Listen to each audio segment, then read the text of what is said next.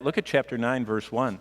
Because as the inhabitants of the earth are trying to figure out what is going on, a fifth trumpet sounds in Revelation 9 and verse 1.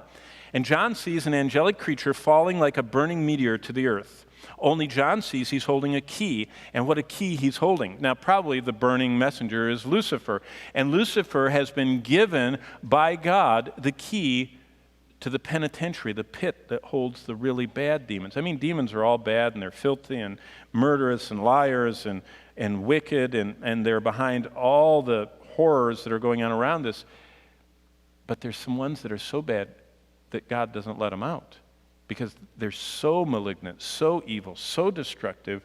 He keeps them incarcerated in this pit. And so what happens in verse 1 is the devil is allowed to let out all the imprisoned terrorist-like demons that have been locked up by God over thousands of years. And all of these bound up, out-of-control demons that have been imprisoned down there for centuries, look at verse 2. They began to gush out of the prison pit. Now, it describes, verse 2, notice what it says, like smoke, the smoke of a furnace, and the sun is darkened by reason of the smoke of the pit. Now, this is when the real horror is unleashed of the tribulation. Now, fascinating to think about it. Verse 3 says, they sweep across the face of the earth like a dark, thick plague of locusts. Now, why are they called locusts? Because of the sound. The sound of locusts, you can hear them coming. There's just this loud, in fact, this fall when I was hunting, we had all these blackbirds. I told Bonnie I'd never heard the sound of birds flying together so loudly. It was just like waves. They were so loud. And these locusts fly like that, these demon locusts over the whole earth.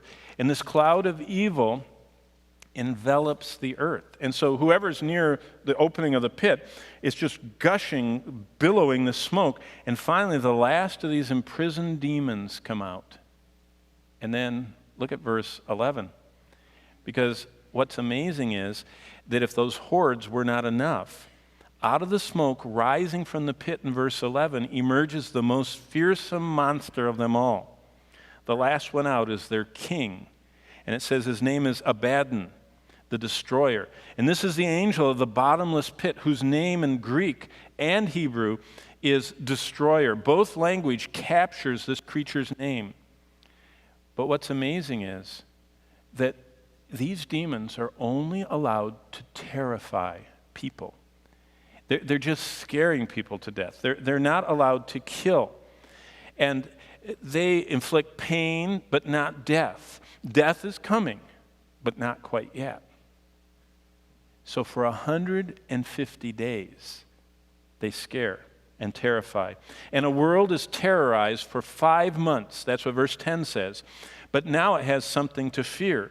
The searing pain is about to be replaced by horrific death. Now think about these creatures. They're demons. That means that blast doors don't stop them because they're not material, they're spiritual beings.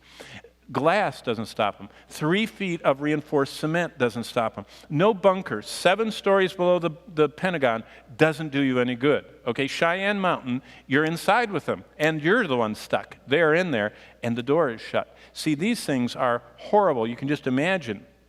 But look at verse 17. Because this is the greatest massacre that arrives of all times at the 6th angel's trumpet. Another army rises. These are destroying horse-like creatures, and those who sit on them are like riders, and it says that they have this fire and brimstone color. And it says that smoke and fire and brimstone. What is brimstone, by the way? Lava. It's volcanic, red hot. I mean, go watch, the Big Island of Hawaii, a movie from National Geographic of that lava as it just comes out of the center of the earth. That's what the death spewing from them, the fire, the hot comes out, and with smoke and brimstone and fire, 1/3 of mankind is killed.